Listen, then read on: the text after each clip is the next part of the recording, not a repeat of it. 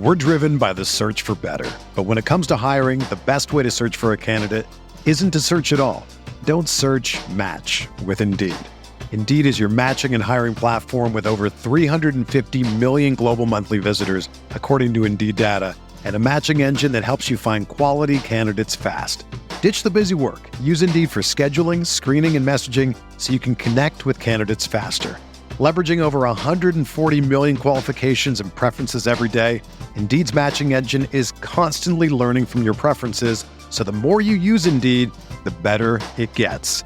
Join more than 3.5 million businesses worldwide that use Indeed to hire great talent fast. And listeners of this show will get a $75 sponsored job credit to get your jobs more visibility at Indeed.com/Blue Wire.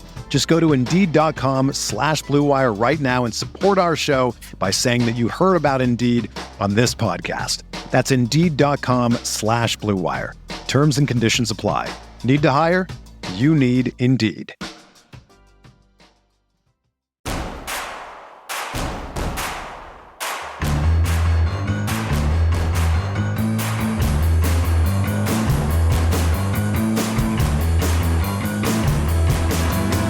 From your favorite source for Chicago White Sox talk, delivering news, interviews, analysis, and more. This is the Sox Machine podcast with your hosts, Jim Margalus, James Fegan, and Josh Nelson. Thanks, Rob, and welcome to the Sox Machine podcast. I'm your host, Josh Nelson, and it's Tuesday night, January 21st, as we record a new episode. Weather in Chicago is currently 0 degrees, which is prime podcasting weather. For our friends out in Los Angeles, we are hopeful you and your loved ones are okay with the wildfires continuing. For our friends in the Deep South, enjoy the snow. New Orleans has received a heavier snowfall this winter season than Chicago has, which is crazy. But we're not going to be talking about the weather on this show, mostly. And we're not going to talk a whole lot with what's going on with the White Sox, as we are just days away from Sox Fest this weekend. News is light with the current team, but in this episode, we will talk about the latest Hall of Fame class to be voted in. Mark Buehrle does survive, but how much did he gain or lost in this voting period? Ponder the Los Angeles Dodgers are breaking Major League Baseball with the amount of signings that they're making this offseason. And remembering former White Sox manager Jeff Torborg, who passed away at the age of 83. Joining me in this episode is Sox Machine's beat reporter James Fegan and managing editor Jim Margalus. Jim, I'll start with you. How's the weather down in Nashville? You guys getting snow too? Nope, just cold. Just cold. And not cold by like Chicago standards, like single digits at night, which is abnormal for here. But otherwise, yeah, we got like a dusting, I think overnight, a couple nights ago. But yeah, no issues. And warming up, it'll be above freezing tomorrow and then above freezing from that point on. So we are not lumped in with the weird stuff in New Orleans and Florida and Alabama and all that stuff. It is crazy. I don't know if they know what to do with any of that. they may Stay put. I guess. Walk. Maybe dealing with that for a few days. I don't know if they have anything to get rid of that snow. It'll be fun to follow the news and how they deal with the snow, but at least they're enjoying it the first day. They will be just like everybody else after day 3, like, all right, I'm tired of this. Please go away.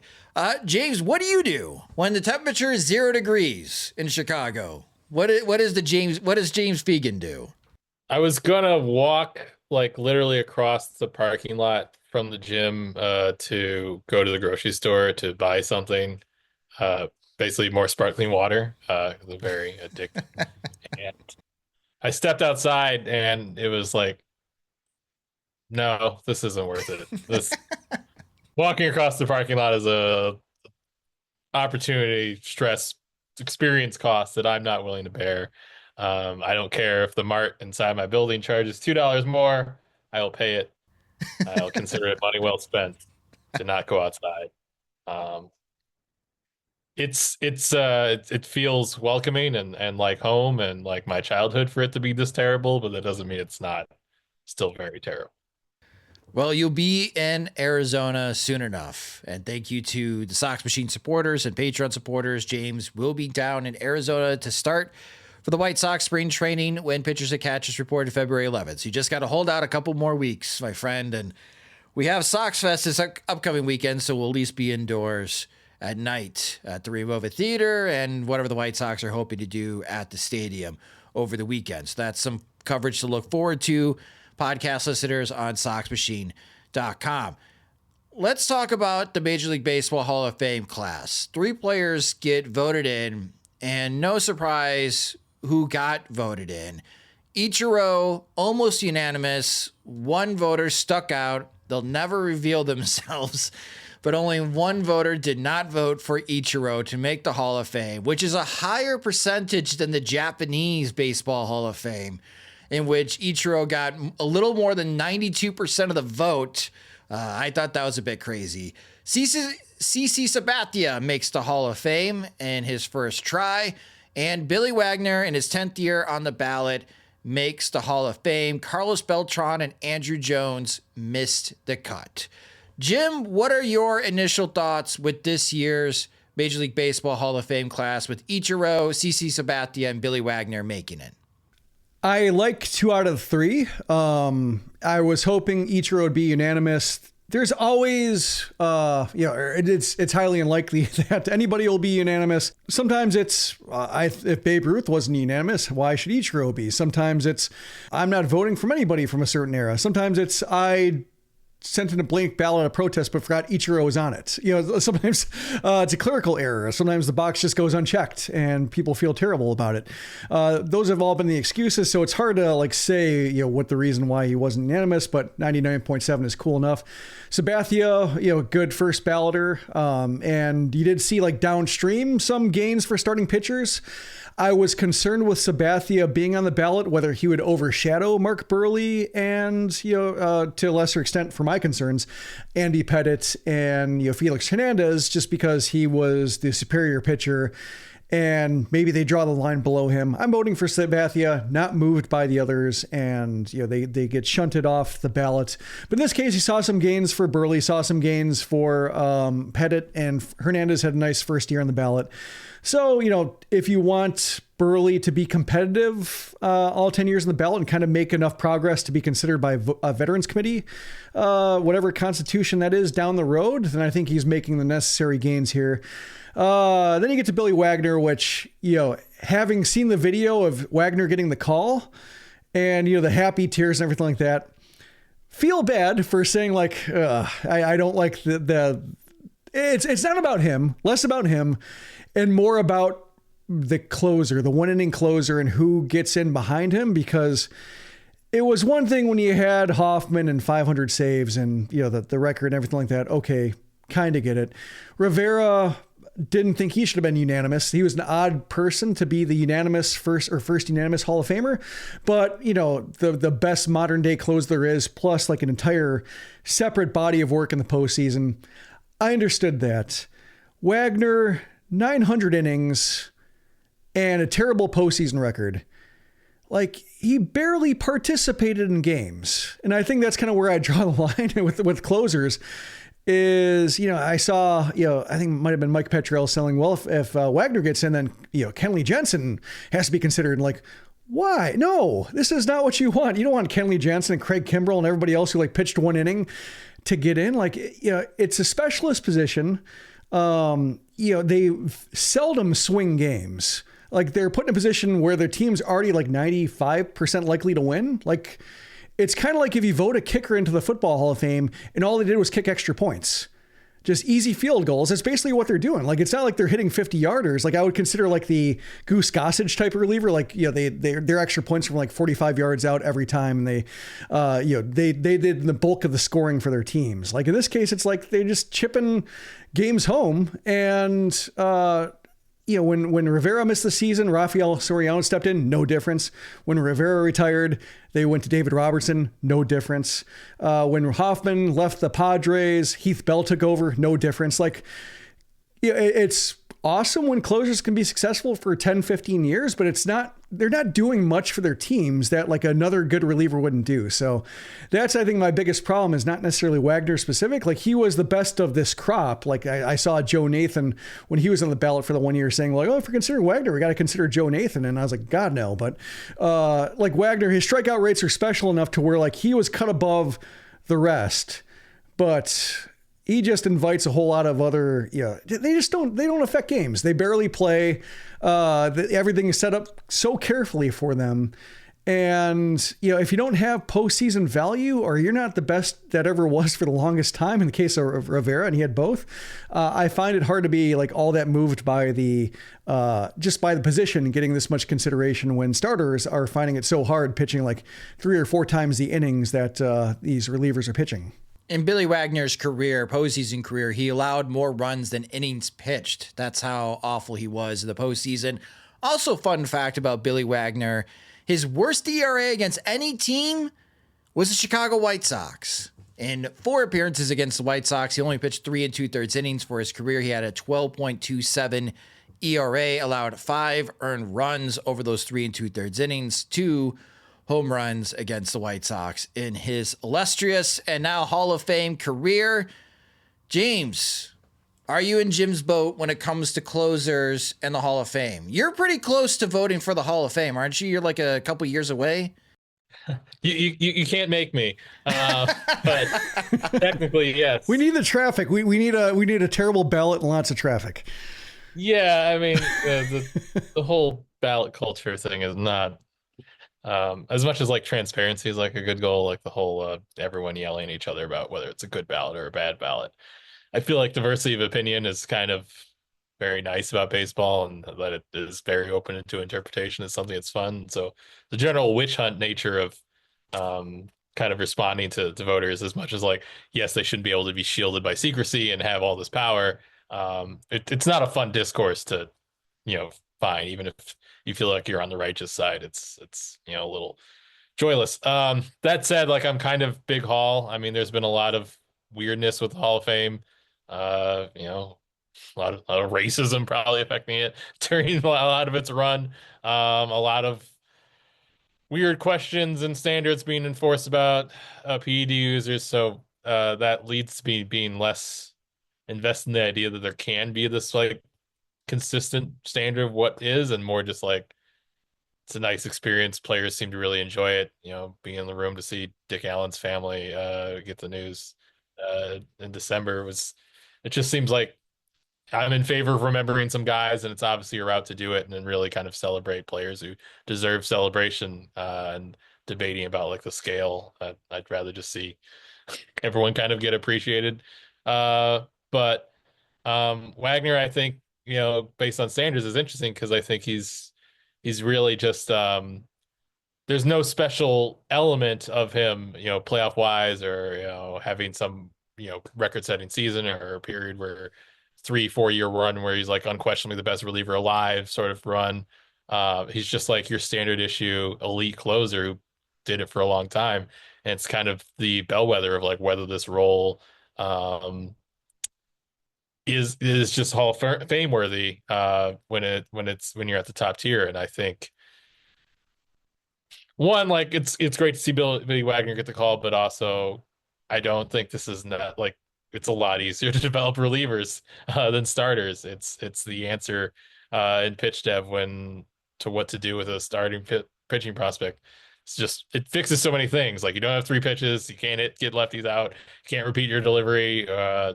You can still be a good reliever with all those things. So it really does feel like a less than role. And I feel like if we're going to celebrate the great relievers, which sure, let's celebrate great relievers. They're really cool and very meaningful, but there are probably other positions that have been underrepresented, second base, third base, like the non-elite defensive positions, where there still can be a lot of skill and production.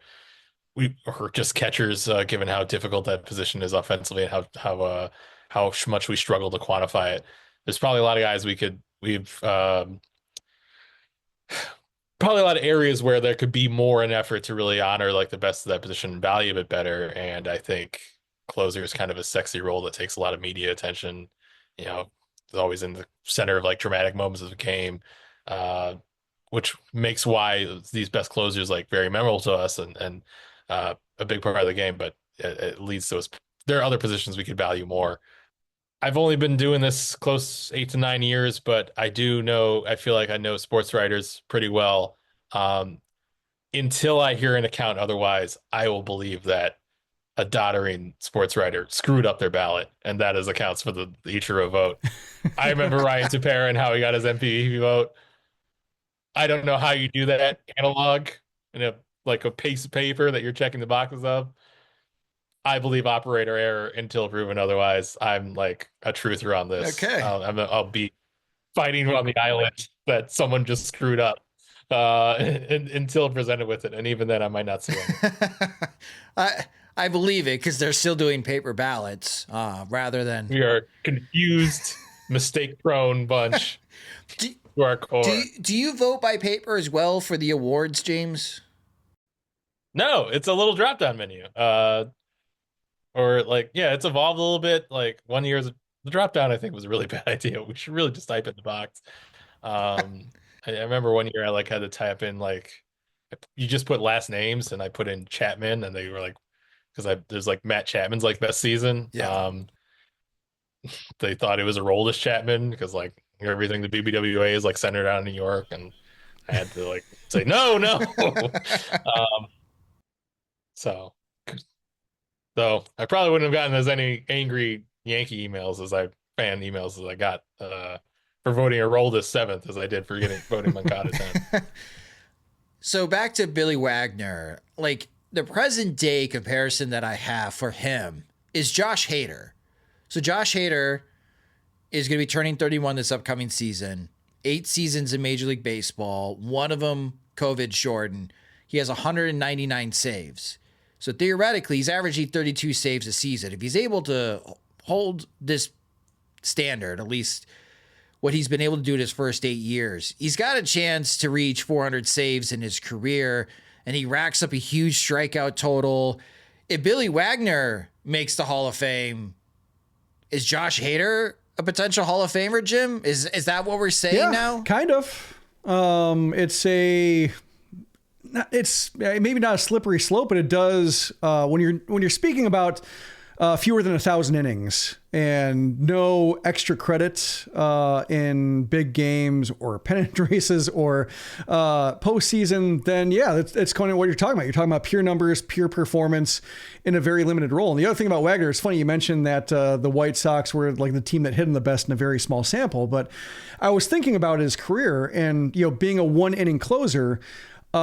Just because of the nature of sequences, closers always face the bottom of the order more than they'll ever face the heart of the order. They're going to face 6, 7, 8, 9 more than they're going to face 2, 3, 4. And so I'm thinking about Wagner, basically his entirety of his career is in the National League. So he's facing, 7, 8, 9 pinch hitters for pitchers and, more than he's facing 2, 3, 4, 1 inning at a time. And I'm thinking it goes to the American League, and of course the American League smokes him when he goes there, and they don't have the pitchers hitting. But I looked at it, it's there's a little bit of a tilt where the American League hit him more in interleague play, but based on the splits I'm looking at right now, there was a half season in Boston that he pitched, or partial season in Boston that he pitched.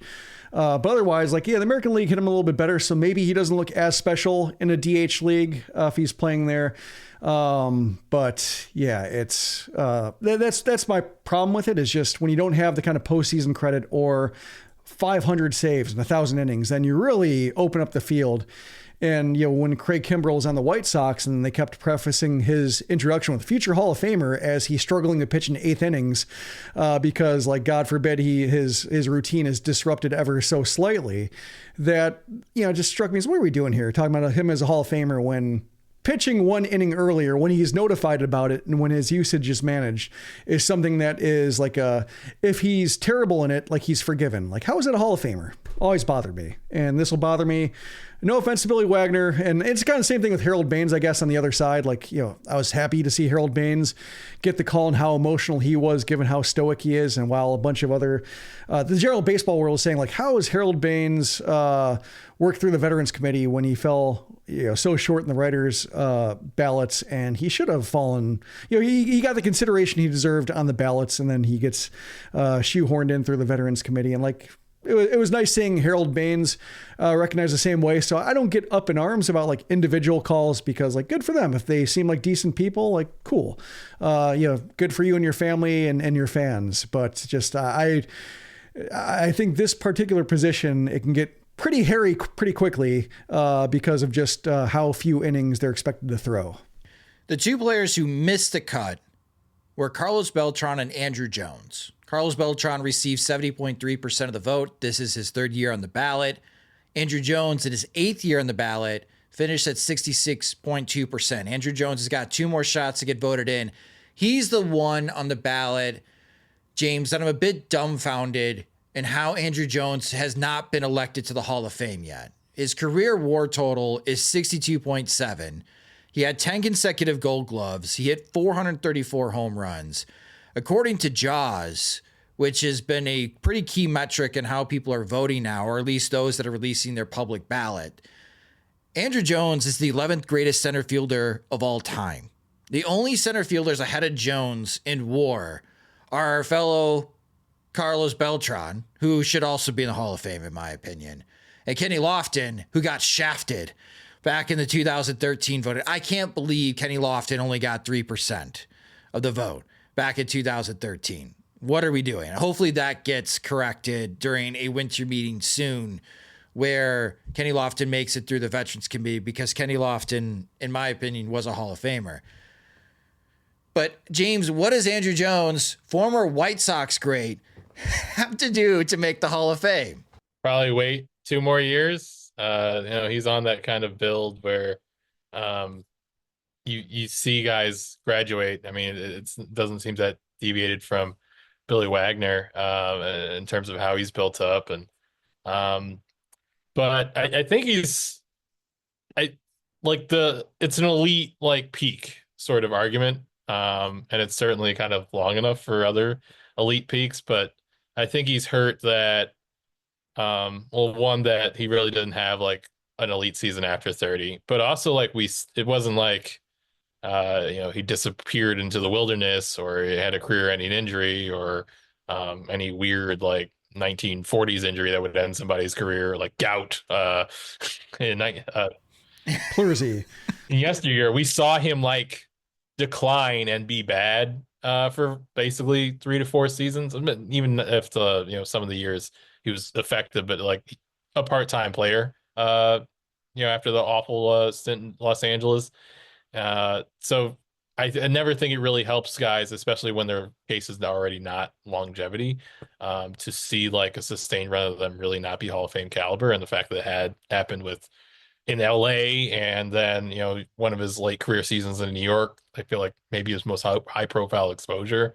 Obviously he had big moments in the World Series of the Braves, but like, he's in big market, not being good for a prolonged period of time. So I think that probably hurt his case a lot, but or at least why it's staggered and been more slow. But I think most people, I think newer voters are pretty big haul. I think things are steaming on the way for him. If he's not in his next 2 years, he's going to be someone who probably finish less than 5 percentage points shy. And usually those guys do pretty well on veterans committees going along. So I think he's going to be in. I think he's just on that borderline case where he kind of has to bounce around and go through an annoying process, whereas opposed to everyone really settling on the idea that CC Sabathia is a Hall of Famer. Like, it's pretty much what people are saying as his final career is wrapping up, whereas the way Jones has ended, it had more ambiguity. So I think he gets in. I just think it takes some time. Yeah, because the voters are not going to have a whole lot to work with next year, which means we could see some really weird Hall of Fame ballots, especially for those that are set that they don't believe Carlos Beltran and Andruw Jones are Hall of Famers, because the new faces that joined the Hall of Fame ballot in 2026 is led by Cole Hamels, who had a career WAR total of 59. I think he'll get some consideration. But then if you're just simply looking at career WAR, next in the leaderboard is Ryan Braun. And there's that whole PD situation with Braun. I don't think he'll get enough support. Alex Gordon, Edwin Encarnacion, former White Sox old friend, Howie Kendrick, Nick Markakis, Hunter Pence, like these guys are your 30 WAR type of players. They're not going to get that type of consideration to make it to the Hall of Fame. So theoretically, Jim, to James's point, the best thing that Andruw Jones could do is just wait a year, because if you don't have the marquee names like you had this year, especially with Ichiro and CC Sabathia, shoo-ins pretty much for this Hall of Fame ballot, then a lot of those people who didn't vote for Carlos Beltran and Andruw Jones would have to pivot, right, Jim? Or I guess submit blank ballots? Yeah, I think there are a couple things working against Jones. One is that, the not producing after 30 and kind of putting his past excellence in the distance reminds me a little bit of Tim Raines, in that it took Raines a while to build up his case, because his 30s, he was a role player for the most part, and he played all the way through his 30s. And he was a complimentary player, good in the White Sox for the first couple of years. And then he kind of slid into this, platoon guy, more of a, outfielder who is a table setter, but not in an elite leadoff man or base stealer. And his 20s in Montreal had kind of faded, and it took some advocacy by a writer who shall not be named anymore to help kind of shine some light on just how good he was, and then how what he did in his 30s didn't take away. It added to his career. He was a useful player in his 30s. It wasn't a Hall of Fame player on his 30s alone, but there was reason for him to continue playing. So why should that have diminished his body of work in his 20s? I think with Jones, there's a case where he has that same thing working against him, but also I think, two things working against him. One is that his 30s were he gained weight. He showed up at 240 plus pounds in Los Angeles. So I think showed up out of shape. So I think there is a little bit of a, you did this to yourself case in the 30s versus an injury robbing him of his prime. He just, the efforts or, interest in keeping up wasn't there. And so that's why he hit a wall and why he had a hard time getting back. And so I think that's a case of, you're not necessarily a victim of the lack of production after 30 here versus somebody who tore a rotator cuff or just had a knee injury that robbed them of their prime. He just kind of just let himself go. So there's that. And there's also in 2012, he had a domestic violence incident where he pled guilty to at the very end of his career. And I don't think he played after. I think he didn't play in the majors after that, so I'm not sure if it affected the dialogue of him as a player, but also a reason why he doesn't generate warm and fuzzies for some voters who might understand that he was one of, if not the best defensive center fielder ever played. So I think those are two things working against Jones, to where he might not have the emotional attachment of a player who gave his all or really, was a solid citizen. Other people might kind of raise an eye and say, I'm not moved. I completely forgot about the domestic violence case that he pled guilty to back in 2012. I completely forgot about that. I could see that being a significant factor, even if the ballot is pretty weak going into next year. And even Beltran also has his warts too.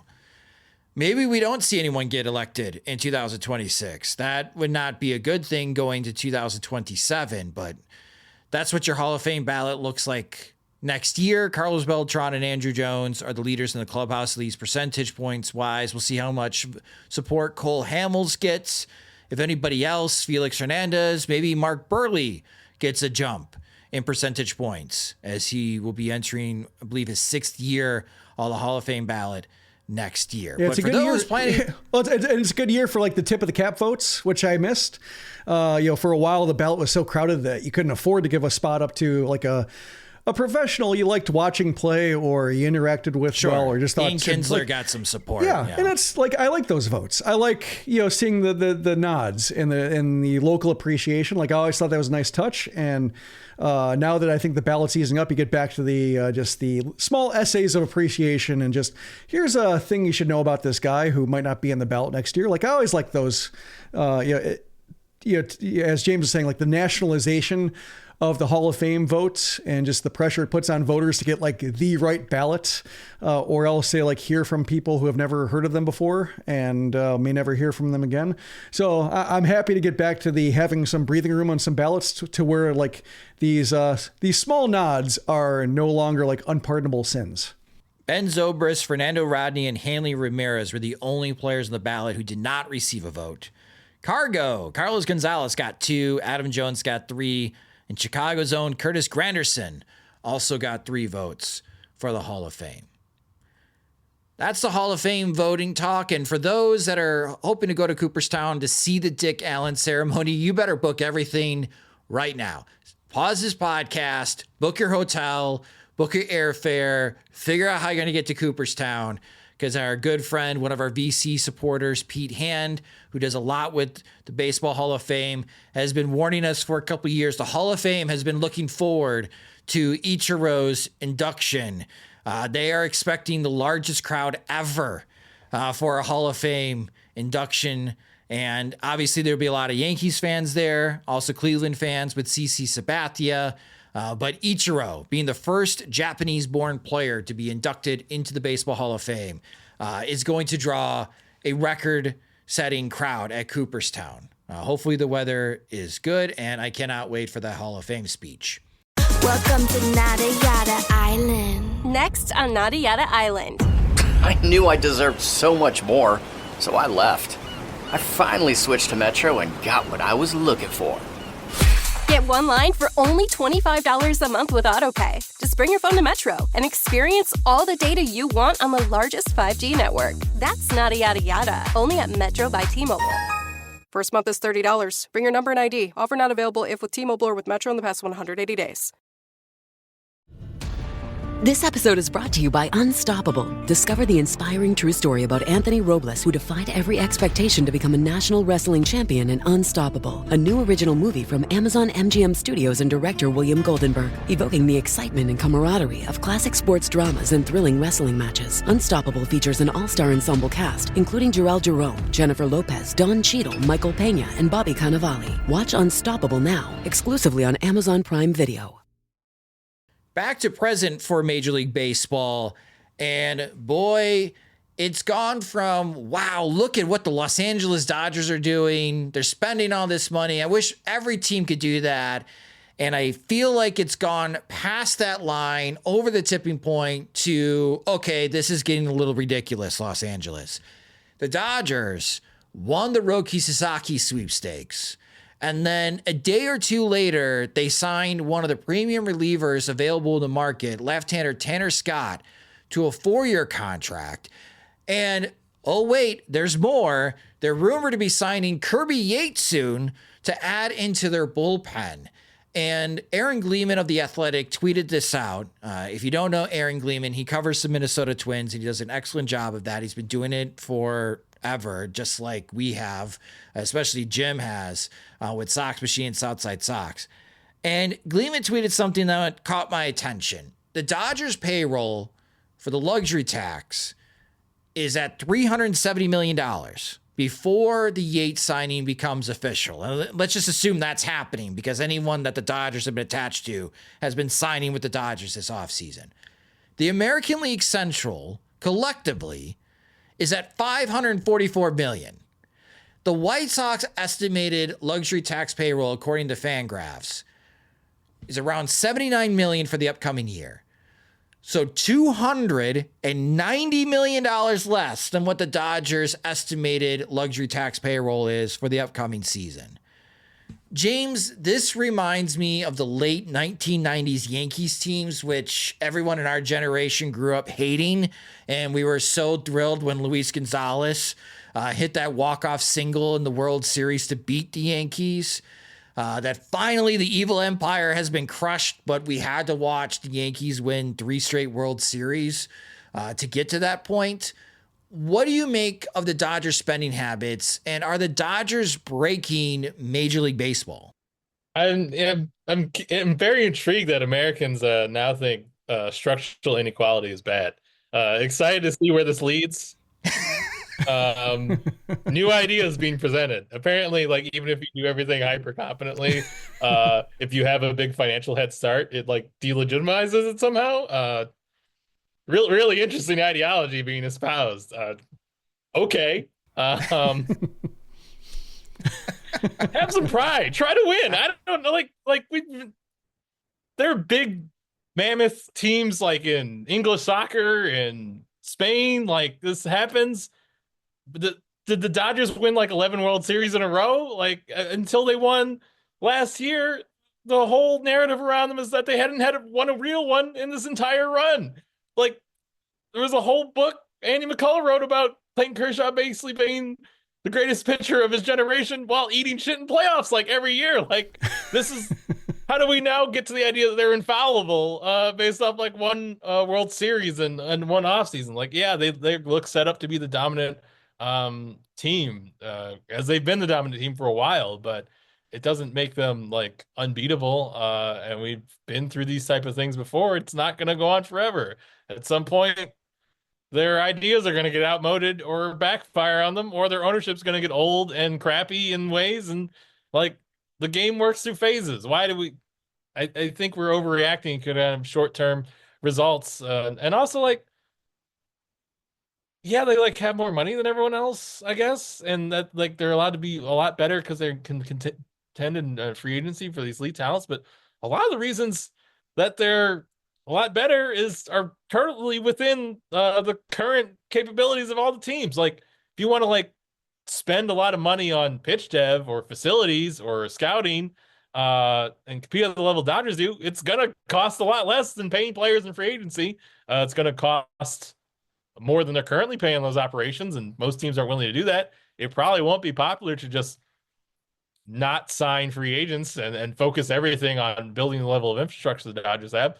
Lord knows the White Sox aren't even that tilted towards that, but it's not something that people are enjoying or really tolerating watching to just be like all infrastructure focused and not on competing and chasing stopgaps and spending player salaries, but like what they're actually like. The reason why it's kind of it makes sense for Roki Sasaki to pick them, even though they can't offer him more money, the developmental reputation they built, like that's stuff that's in other teams' capabilities to spend to do.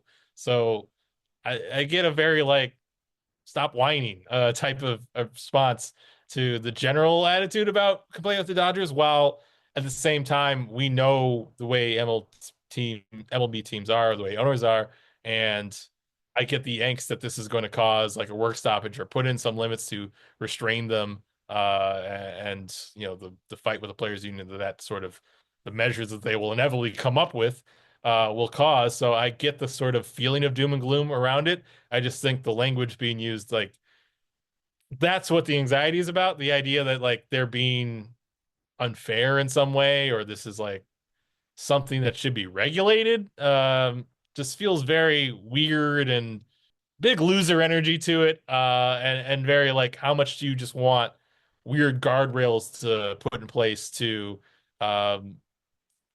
help teams compete when they don't want to? Like, teams could totally just like the teams that were spending crazily in the draft weren't even like when they put in the hard slotting that you know this franchise is obviously in favor of.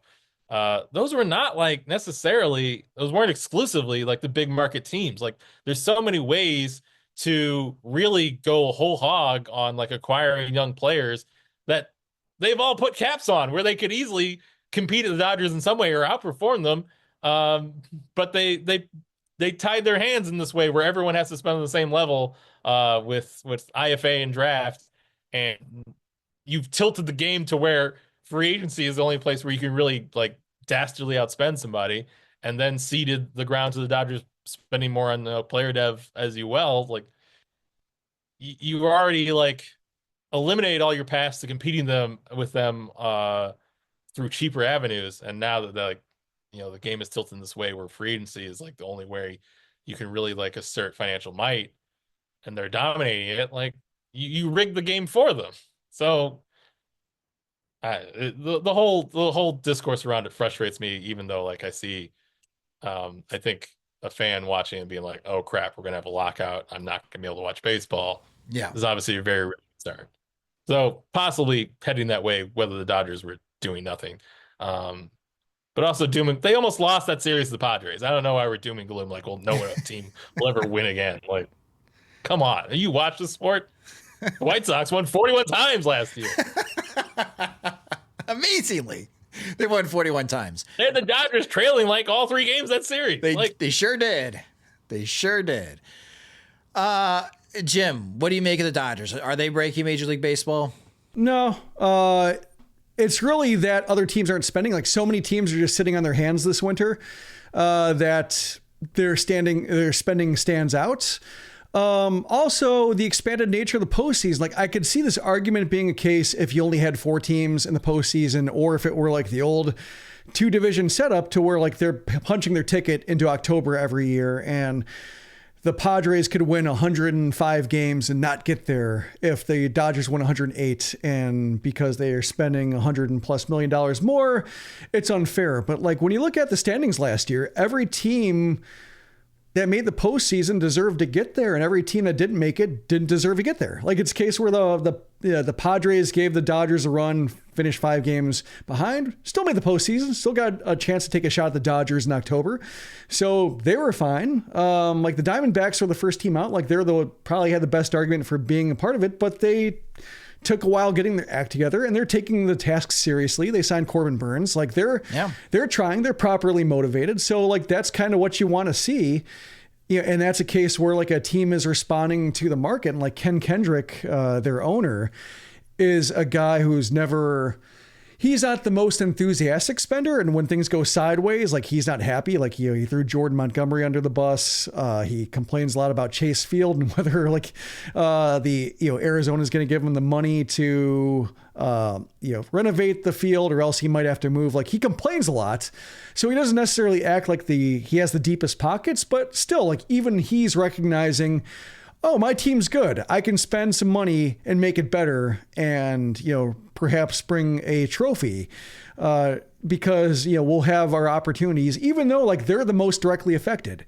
Like, White Sox fans, or, whatever, fans of, the Cubs, or like a, NL West team, like, complaining about the Dodgers. Like, why? They don't directly affect you.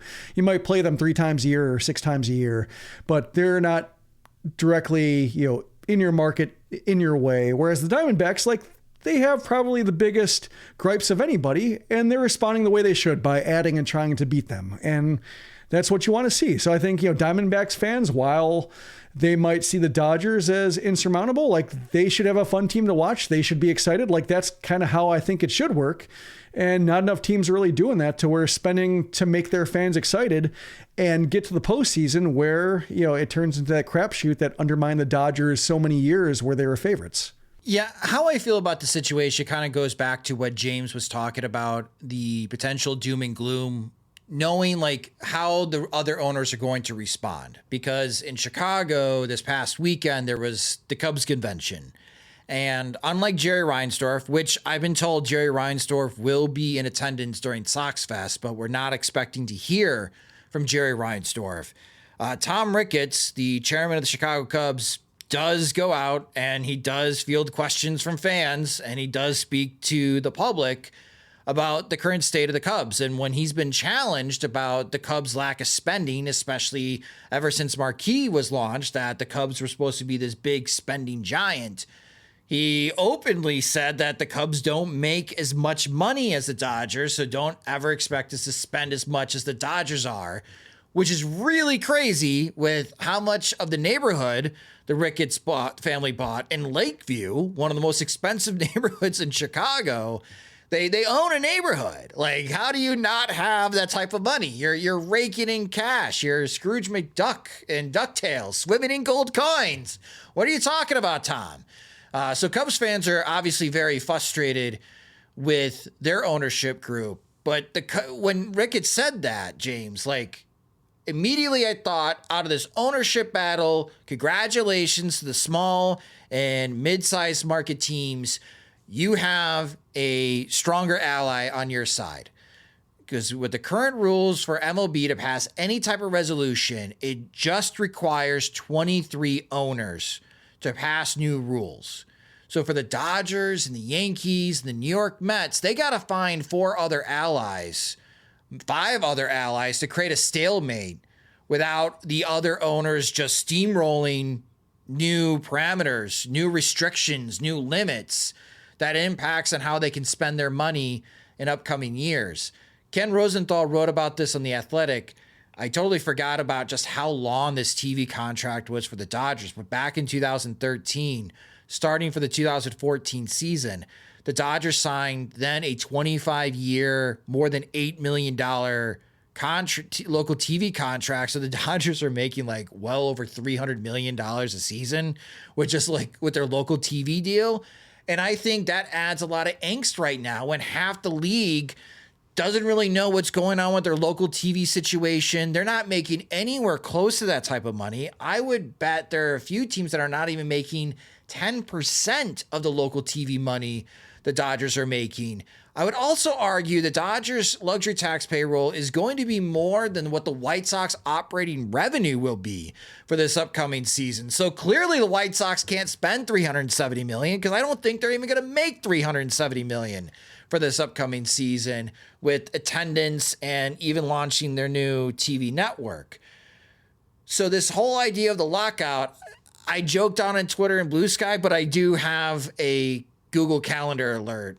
December 2nd, it's technically 11:01 p.m. Central Time on December 1st, but December 2nd, 12:01 a.m. Eastern Time, Major League Baseball is going to enter another lockout. Because I just don't see, James, on how the owners are going to agree on new rules for themselves and how the money is going to work when half the league is struggling on the local TV side. And it just seems like the Dodgers, Yankees, Mets, and we can even throw in the Phillies too. They got a high payroll as well, even though they didn't spend a whole lot this offseason. Like it's unchecked according to the small and mid-sized market teams. But on a competitive standpoint, and I'm glad you brought this up, James, the National League is stacked. I mean, the East, the Mets have to spend because they got the Phillies and Braves in that division. The Dodgers have to worry about the Padres. They still got a lot of talent. Jim brought up the Diamondbacks. The Giants are trying now. Nobody knows what's going on with the Rockies. I can't make heads or tails of what's going on in the Central, so let's just skip the National League Central like the American League Central. But in the American League, it seems like the only team that's really active is the Yankees because nobody wants the Blue Jays' money. So I guess to piggyback on your previous point, James, like the Dodgers have to spend this type of money because the competition in the National League is far harder, at least on paper, than it is in the American League. I don't think you need a calendar alert. I think there'll be like announcements. There'll be articles. You'll see it, before the calendar alert even goes off, I feel. Check soxmachine.com for more. We'll just have a countdown on Sox Machine. I think it's been joked about, but we always talk about the Dodgers like, start of the season, is it too many pitchers to even fit the rotation? And then like they've got Jack Flaherty and then bullpen games to try to get through the NLCS like by 6-7 months later. And they're certainly kind of already trending toward that just because how much damage they took, how many TJs they suffered last year. Even the Kirby Yates signing that like was like the straw that broke the camel's back for so many people today was like came alongside like Bob Nightingale floating that maybe Kopech's out in a month, which hope Michael's doing good, hope he's ready opening day, but generally not good when they're talking about like maybe you're back by May in January. So that sort of like carnage that they go through as an organization that frequently seems to maximize the stuff of their pitchers, but also seems to get hurt a lot. Sort of situation. Then talk about like people like this is the most unbeatable rotation, and it's like Glasnow, Ohtani, Sasaki is like, oh yeah, paragon of health just all the way through here. I don't see how they ever run into any hiccups at any point. I just think take a breath. The season has twists and turns. Like yeah, they're the best team in baseball. Yeah, they should win the World Series. They're the favorite. But look, we've literally just watched random inexplicable things go wrong with them for I don't know, how long has Clayton Kershaw been in the majors? Like, it's an annual thing. So I feel like we get really wrapped up in transactions and projecting what's absolutely going to happen based on them at this time of year, because we're going stir crazy and it's freezing outside and nothing makes sense. And the only other alternative is to argue about Andruw Jones's 2009 season vociferously online with strangers. I guess, Jim, when it comes to this upcoming talks, and I think it's just going to continue through the 2025 and the 2026 season, is this revenue disparity. I don't know how Major League Baseball fixes this issue because, like in the NFL, the top dog, right, in the United States, if not the world, when it comes to professional sports organizations, it does not matter. They share the local TV money. They share all the TV money. They have salary caps. Does not matter how much money Jerry Jones makes with the Dallas Cowboys. He could just pocket it or he can improve the facilities. He's capped on how much that he can spend. And it doesn't matter if more people watch the Cowboys and the Carolina Panthers, for example. They're going to get the same amount of money. The owners agreed to that. I cannot imagine Major League Baseball ever having that type of agreement, where the Dodgers and Yankees are going to come down from their mountain and agree to some league-wide revenue sharing, some league-wide local national TV deal that all the teams get the same amount of money, no matter if you're the Yankees or the Tampa Bay Rays, soon to be elsewhere. I can't imagine that happening. So we're always going to have this revenue disparity, right? Which seems to be the crux and really a pain point for a lot of owners in baseball right now. Yeah, I think the interesting wrinkle at this point is, as you referred to, with so many teams having uncertain RSN futures or being perhaps broadcast by the league already, and Rob Manfred talking about like how he wants to be able to bundle teams. That's a unique factor here. And, he needs a certain amount of teams involved, like in the portfolio, to be able to bundle them effectively and sell them to Amazon or whoever wants to broadcast them as like a sports leader. And, maybe that's one area where the league can apply some pressure, saying we need a quorum of teams. So, maybe the Dodgers don't want to give up their deal, but can we get 20 teams? Can we get 24 teams to meet that, number of teams that they need to pass resolutions and such and new rules? And, that's been missing, I think, since every team's had their RSN and every team's been able to make some amount of money that they probably didn't deserve, based on the way Jerry Reinsdorf talked about like how they're getting away with murder, just being able to charge what they did. Like every team was making unearned money and now they have to go about earning it. And that's where it gets difficult. But that's maybe one area to where maybe, Rob Manfred, if he's effective enough, can, maybe not claw back or force the Dodgers to like share equally and force the Yankees to share equally. But maybe there will be a more aggressive form of revenue sharing, but with strings attached to where like teams receiving that money have to spend it or have to, have some results. Like maybe that's how it ends up, where this revenue sharing money, like, the A's can't pocket it for, 7 years in a row and then like sign Luis Severino just to get teams off their back or get the big money owners to stop complaining about them. So that's maybe how I see it being resolved, but we'll see exactly what happens with all these. What's it called now? Is it the FanDuel network?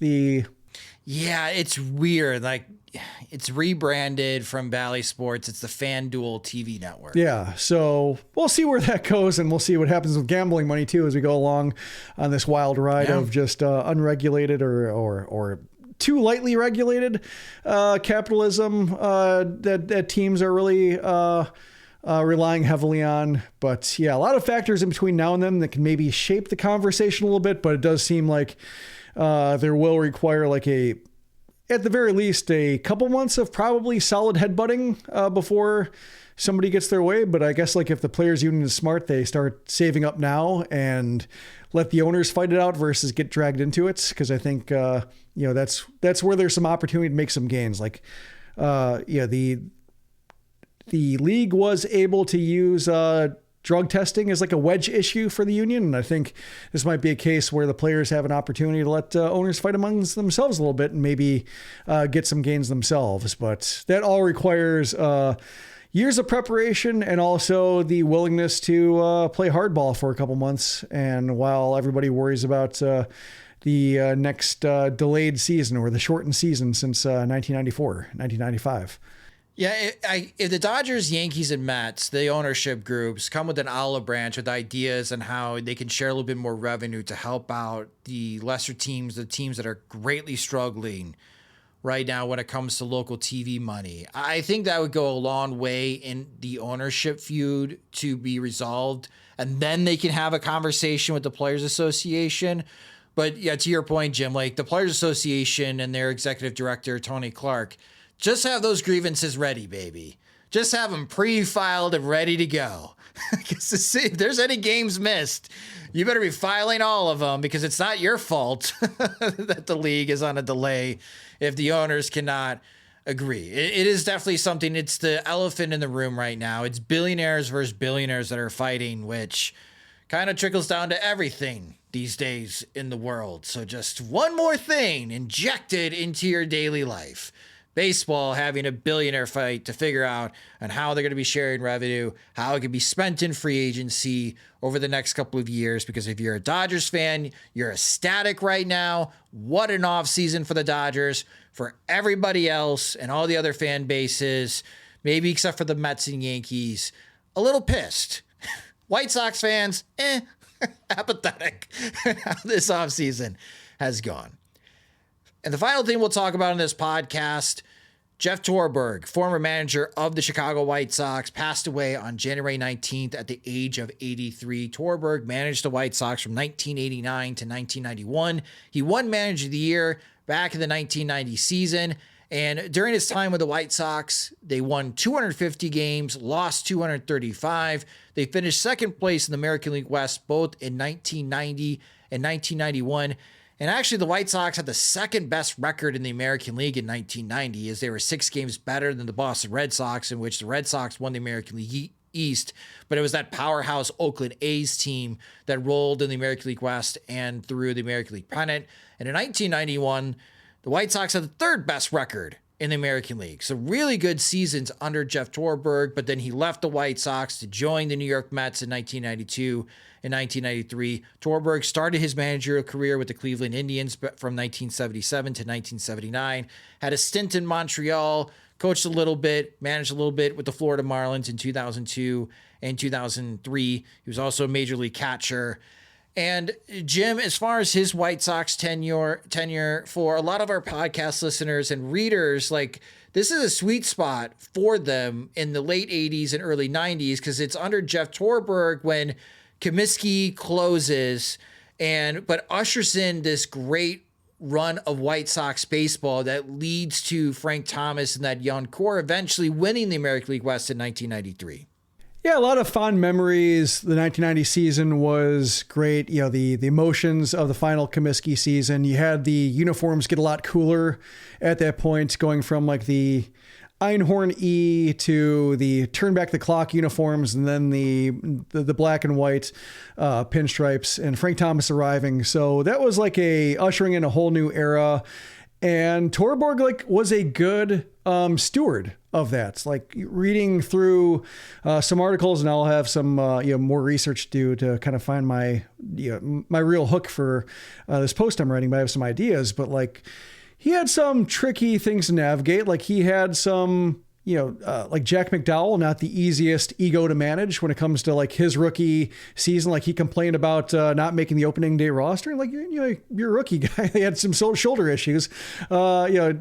Deserved to go to Vancouver, I think it was, the AAA affiliate at the time, and just make sure you're healthy before throwing into a full season. He had Carlton Fisk at the end of his career, winding it down, still being productive, but also like in his 40s and having to worry about like the way his game was declining. Rightly so, being a catcher in your 40s, like of course your pop time is going to be diminished trying to get out of a crouch at that age, and then having the teams play hard and it seemed like the team was well ran, and like the end of his White Sox career was very odd, and it's a way that is familiar to fans of Jerry Reinsdorf teams. Like he was the White Sox gave him the ability to go to the Mets and be a manager closer to his home. And I guess his mom, where his mom lived and was, aging and such. And so he wanted to be there for his mom, but also like the Mets might not have been his idea. It might've been Ron Schuler pushing him towards the Mets because they didn't necessarily get along.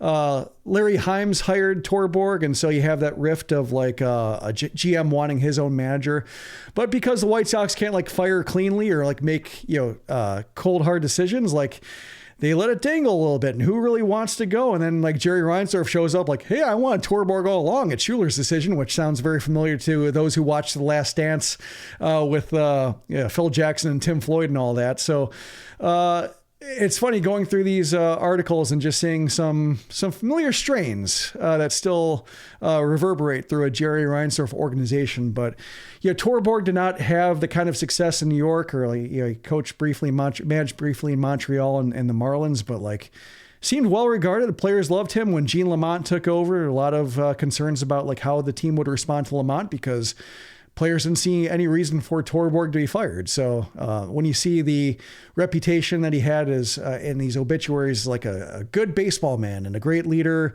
good teacher, Ozzie Guillen praised him for like being a coach on his staff and kind of learning how to be a leader under Torborg, while not being a player. Like seemed like he was well regarded for a reason. And with the White Sox, like he did nothing, I think, but represent himself well with the kind of efforts he got from his team. And also, I would be remiss if I did not mention that Bob Uecker, the great Milwaukee Brewers broadcaster, and of course famous for his role in Major League and Major League 2, those amazing movies, and of course his TV career as well, passed away at the age of 90.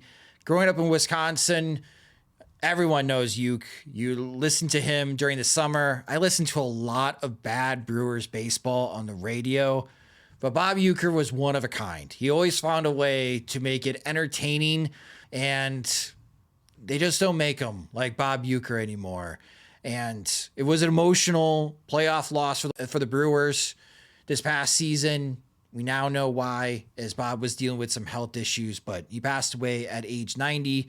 And for whoever takes that role with the Milwaukee Brewers as the primary radio play-by-play, those are some huge shoes to fill. But what a great life. What a great career. Thanks for the memories, Bob Uecker. It was fun to listen to you. And that will do it for this episode of the Sox Machine podcast. Thank you guys so much for listening. We've had a lot on SoxMachine.com this week. So if you've tuned out, or maybe you're happy that the Chicago Bears finally hired a head coach and you're catching up on White Sox stuff because it is Sox Fest this weekend, James has been talking to everyone. He just recently talked to White Sox pitching coach Ethan Katz. So if you want to learn a little bit more about the strategy for the upcoming season when it comes to White Sox pitchers, go to SoxMachine.com and catch up. James has been doing an excellent job with the interviews as of late, and Jim will be having more on Jeff Torborg's tenure with the Chicago White Sox and including spare parts as well. And we'll have Sox Fest coverage for this upcoming weekend as well. We are expecting Chris Getz and Will Venable to speak on Thursday about their plans for the upcoming spring training, and the players will be arriving. Mark Burley will be at Sox Fest. Freddie Garcia will be at Sox Fest. And I think even Jose Contreras as well, along with some of the current players too. And we'll get a chance to chat with them over the weekend. So more coverage to look forward to on Sox Machine as we inch closer to spring training coverage, which will start on February 11th. But if you just discovered the Sox Machine podcast, you can subscribe to the show wherever you listen to podcasts, such as Spotify and Apple Music. You can also listen and watch the show on our YouTube channel at youtube.com/Sox Machine. Follow us on social media. We're on all the platforms at Sox Machine. You can follow James at JR Fegan. You can follow me at SoxMachine_Josh. If you enjoy our coverage of the Chicago White Sox and Major League Baseball and want full access, you can do so at patreon.com/Sox Machine. Monthly plans start at $5, and you get an ad-free version of both the podcast and the website. Again, you can sign up at patreon.com/Sox Machine. The Sox Machine podcast is a production of SoxMachine.com. You're on for all things Chicago White Sox baseball and part of the Blue Wire Podcast Network. Alongside Jim Margalus and James Fegan, I'm Josh Nelson. Thanks for listening and watching.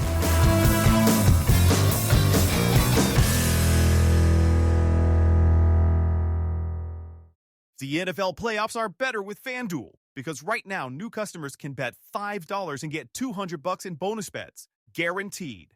That's $200 in bonus bets, win or lose. FanDuel, an official sportsbook partner of the NFL. 21 plus and present in select states. First online real money wager only. $5 first deposit required. Bonus issued as non-withdrawable bonus bets which expire 7 days after receipt. Restrictions apply. See terms at sportsbook.fanduel.com. Gambling problem? Call 1-800-GAMBLER.